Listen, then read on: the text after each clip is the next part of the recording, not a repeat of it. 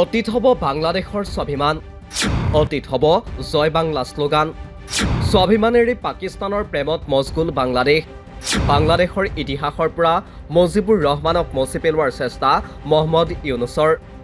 গণতন্ত্ৰ প্ৰতিষ্ঠাৰ নামত ইছলামিক উগ্ৰবাদত ৰঙা দলিচা মহম্মদ ইউনুছৰ। বিৰোধিতা হৈছিল শ্বেখ হাছিনাৰ একনায়কত্ববাদৰ। কথা আছিল একনায়কত্ববাদৰ ঠাইত গণতন্ত্ৰ প্ৰতিষ্ঠা। বাংলাদেশত গণতন্ত্ৰৰ পুনঃ প্ৰতিষ্ঠা কৰিবলৈ গঠন হৈছিল অন্তৱৰ্তীকালীন চৰকাৰ। সেই চৰকাৰৰ মুৰব্বী হিচাপে নিৰ্বাচিত কৰা হৈছিল শান্তিৰ নোবেল বিজয়ী মহম্মদ ইউনুছক। কিন্তু সেই মহম্মদ ইউনুছে এতিয়া বাংলাদেশৰ ইতিহাসৰ পৰা মচি পেলাব বিচাৰিছে স্বাধীন বাংলাদেশৰ জন্মদাতা মুজিবুৰ ৰহমানৰ নাম। কেৱল মুজিবুৰ ৰহমানেই নহয়, বাংলাদেশৰ স্বাভিমান মচি পেলাবলৈ সাজু হৈছে মহম্মদ ইউনুছ।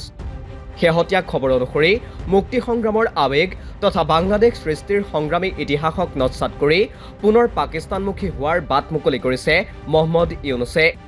তাৰেই অংশস্বৰূপে এতিয়াৰ পৰা বাংলাদেশৰ জাতীয় শ্লোগান নহয় জয় বাংলা।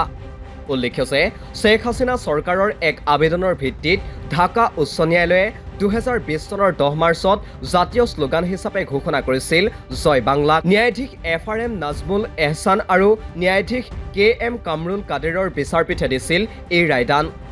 তাৰ পিছতে প্ৰধানমন্ত্ৰী শ্বেখ হাছিনাৰ মন্ত্ৰীসভাই 2022 চনৰ 20 ফেব্ৰুৱাৰীত জাতীয় শ্লোগান হিচাপে স্বীকৃতি দিছিল জয় বাংলা। কিন্তু ৰাজনৈতিক পট পৰিৱৰ্তনৰ পিছতে মহম্মদ ইউনুছৰ অন্তৱৰ্তীকালীন চৰকাৰে ঢাকা উচ্চ ন্যায়ালয়ৰ উক্ত ৰায়দানত স্থগিতাদেশ বিচাৰি সৰ্বোচ্চ ন্যায়ালয়ত আবেদন কৰে।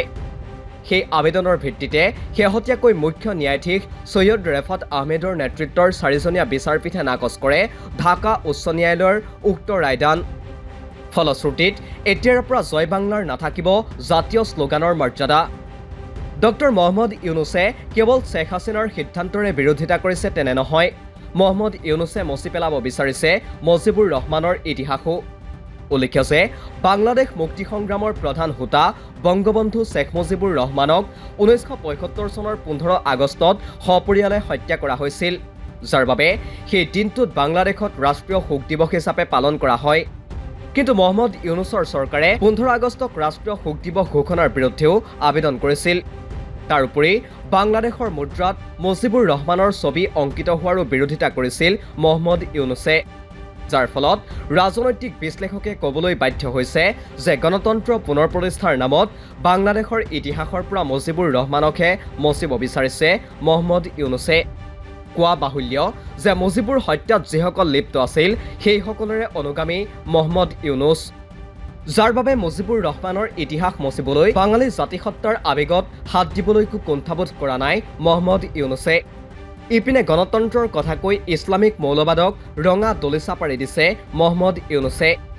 একেই সময়তে বাংলাদেশৰ স্বাভিমানক জলাঞ্জলি দি পাকিস্তানৰ প্ৰেমত মচগুল হৈছে মহম্মদ ইউনুছ। পৰিস্থিতি এনে পৰ্যায়ৰ হৈছে যে বাংলাদেশৰ প্ৰাক্তন সেনাই মুকলিকৈ ভাবুকি দিছে ভাৰতক, আৰু সেইসকল বাংলাদেশৰ প্ৰাক্তন সেনালৈ সমৰ্থন আগবঢ়াইছে পাকিস্তানে। আনকি ভাৰতৰ বিৰুদ্ধে বাংলাদেশক পাৰমাণৱিক বোমা দি সহায় কৰা হ'ব বুলিও মন্তব্য আহিছে পাকিস্তানৰ পৰা। এই সকলোবোৰক লৈ এতিয়া নিতৌ অধিক জটিল হৈ পৰিছে বাংলাদেশৰ আভ্যন্তৰীণ পৰিস্থিতি। তাৰ লগতে দীৰ্ঘ সময়ৰ বন্ধু তথা চুবুৰীয়া হিচাপে ভাৰতৰ ক্ষেত্ৰতো সৃষ্টি হৈছে জটিলতাৰ। নিউজ ডেস্ক ৰিপৰ্ট, দি ক্ৰছ কাৰেণ্ট।